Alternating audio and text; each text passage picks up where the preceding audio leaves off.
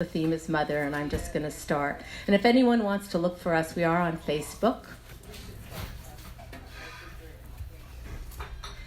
Holy Mary, Mother of God, Jesus Christ, Mary and Joseph, as my mother used to say when she really wanted to say fucking hell. But she couldn't say fucking hell because she was Catholic, and fucking hell would have landed her there. Or at least that's what she believed. And it's okay with me as long as I don't also have to believe it. And I can say fucking hell as much as I damn please. Meeting a friend's coworker, I was asked, "What do you do?" Before I could respond, said friend replied for me, "Oh, she's just a mom," enthusiastically. Just. A family friend told me it's common in Lebanon that a woman be referred to as the mother of her firstborn son. I'm Odin's mom.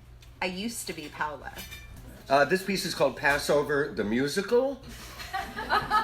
It is a 3-act play in just under 850 words.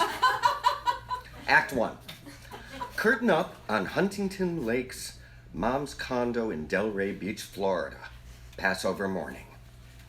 Even though mother is 75 years old, still working for a living, and has an 86-year-old not quite with it second husband, Aunt has no qualms about asking Mom to prepare 9 traditional Passover holiday dishes. Never mind that Mom has a bad back, one good arm, a bum leg, and difficulty breathing, smoking. She applies a few coats of parrot green eyeshadow and agrees. Aunt, who has a state-of-the-art kitchen, grown children, boy and girl cousin, and uncle to assist, complain about, still asks Mom to cook. It's Passover. Might as well slave over a hot stove, right? My grandmother and I play cards. Our game is casino. I learned to add numbers. She tells me stories about my grandfather, about the way they left Lithuania and Russia, where they lived in danger. The first time I stayed home by myself, I freaked out. I think I was in the 3rd grade. Both of my parents run their own businesses, so their jobs generally take them away from home in the afternoons and evenings. My mom has a dance studio that's about an hour away from our house, and she teaches classes at night. My dad has a shop that's only 10 minutes away, so he was nearby and could check in on me. My younger brother was probably just a baby at the time, so he went to a babysitter. But I was a big girl now. I didn't need a babysitter. I could take the first step to becoming an adult, staying home alone. The first time we see our daughter's face, it is on a computer screen. A click on the file emailed by our agency and the face unrolls like a scroll. Starting from the top, with a vertical tuft of hair like a radio tower, the awesome visage materializes. Massive forehead, arched eyebrows, small but penetrative eyes. Larger than life, these fill the screen.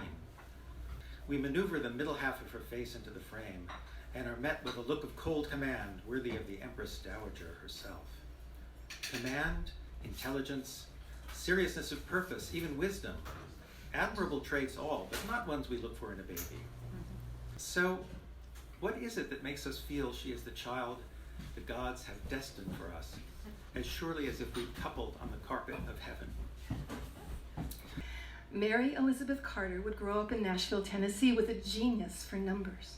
She would major in mathematics at Duke University, so advanced they had to create new courses for her. After graduating, she would leave the South and move to New York City, where she would work as a secretary. One day, she would see a billboard on a passing bus advertising flying lessons. She would sign up, but never get past the ground course because the war broke out. She would correct the instructor on an equation he wrote on the blackboard, and he would tell her they were looking for smart women to assist the engineers at Sperry Gyroscope Company on Long Island. There she would meet my father, a PhD in physics and a violin player. She would marry him on Easter Sunday, not wearing a white gown, but a navy blue suit from Lord & Taylor's. This is the jacket that she wore that time. She would give birth to me, her first daughter, in October of 1949, telling me many times throughout my life how beautiful the numerical symmetry of my birth date was. 10, 17, 49, she would say with a big smile. 10 from 17 is 7, and the square of 7 is 49.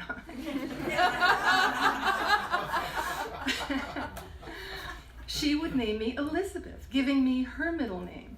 And I would carry forth the vibration of her naming story, completing it by playing it out in my life when I moved from New York City to a country hamlet across the river from a town with a biblical name.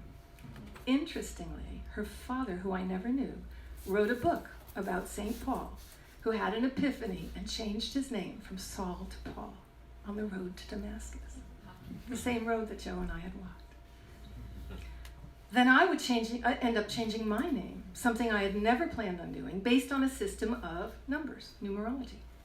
She would be upset at first, but eventually my mother would understand, telling me she'd secretly always wished her name had been Dorothy.